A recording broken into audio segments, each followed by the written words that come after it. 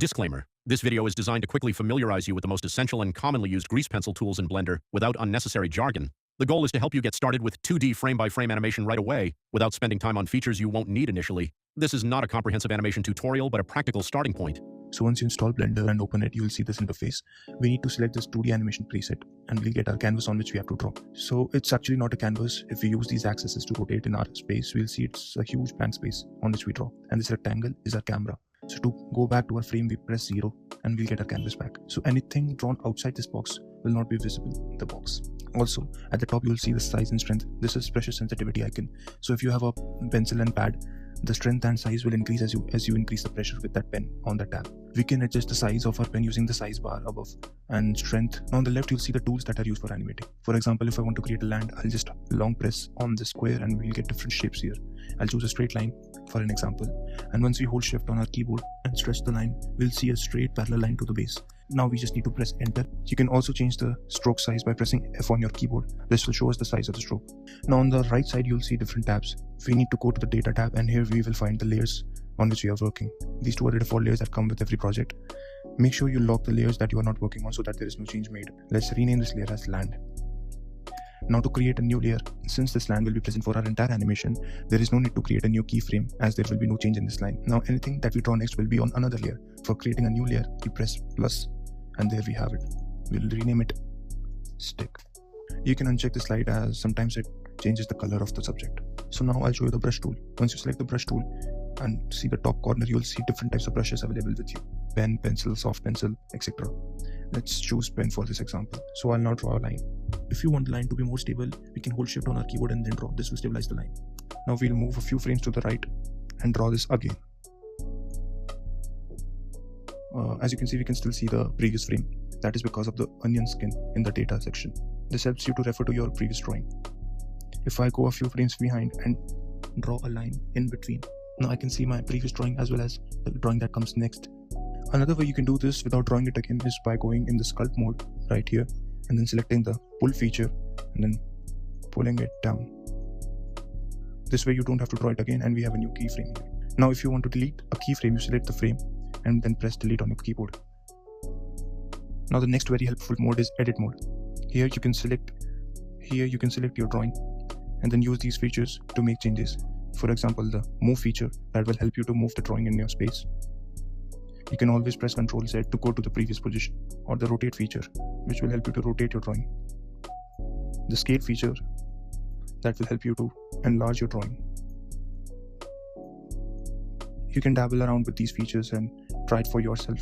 The shortcut for each feature is G for moving it, S for scaling it, and R for rotating it. And if you need to do this on a specific axis, you just press that axis after pressing the shortcut. For example, if I want to move it along the x-axis, I just press G and then X. Now I can move parallel to the x-axis. You can go to the point mode here and now select a few specific points. You can either stretch them or move them as per your need, or even delete those specific points. If you want to zoom into your drawing, you can do it with the zoom key present on the right and the grab key below it. This is how you can move in your space on a fixed plane. Make sure the auto key is on. If not, you just need to press it again. This will allow Blender to automatically create a new keyframe once a change is made. Otherwise, you need to insert a new keyframe every time you draw. You can even select a keyframe and drag it to adjust the timing of the animation. So I want it to be quick, so I'm moving the keyframes closer. So you can see the end frame is mentioned here on the right corner. I made the animation quicker to make it last for around 15 frames. Now we have our falling stick ready. This is the right time to explain you about the erase tool. Now if I want to erase this extra stroke here, we just pick up the erase tool. Just make sure it's using the point feature rather than dissolve or stroke. A stroke feature will completely erase the entire stroke at once, and dissolve feature will just make the line invisible, but the stroke is still there, which might make the file a little heavier at last if the project is huge. You can hide a specific layer by clicking on this eye icon. Now I'll explain you the object mode. Here you can edit the entire object altogether. For example, if I want to make this scene larger, I'll press S and then scale it up, and then move it to bring inside the frame, and there we have it. Go back to the draw mode and play. Now to use colors, you go in the material tab and here's the section where all our colors are stored. To create a new color, you press plus and then new, and then change the color of the stroke. We'll make it brighter and use blue. That's it. Rename it blue stroke. Now whatever we draw will be blue in color. We'll use the brush tool again. Go in data tab, create a new layer. Bring it below the stroke by dragging it. Increase the size and color the sky blue.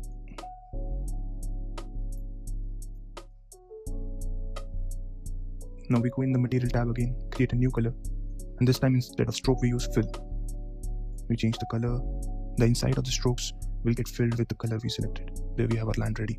Now on the top right corner you'll see a section of collections. This is actually the grease pencil object in which we are drawing. So to create a new object, we go in object mode, then add, then we go to grease pencil and then blank.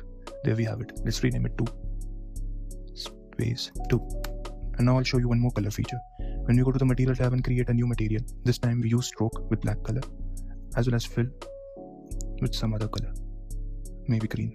And you'll see that when we draw a mountain, the strokes are black but the color inside is green. Now what if we have drawn a mountain before and we want to color it? So you need to make sure that the shape is closed, that is there is no gap in the line. And now we create a new color. This time we just use the fill tool, green. Once we select this bucket tool and click inside the figure, it will get colored. But this is covering our stick animation as well as this line right here, which we obviously don't want. Now if I want to go to the top view, I can either use the axis lines here or just press 7 on a numpad. Now another good thing about creating different objects is any change that is made will be made only in space 2. Now I'll go in object mode, select the space and just push it back. This is our mountain drawing. And now to go back to the camera view, I'll press 0. So the problem here is this is a mountain, but the sky color is covering it. So I'll just go to the previous object in which we make the sky and go to the edit mode, go to the camera view, select the sky and delete. We go to the object mode, create a new object and name it sky. We create a new color.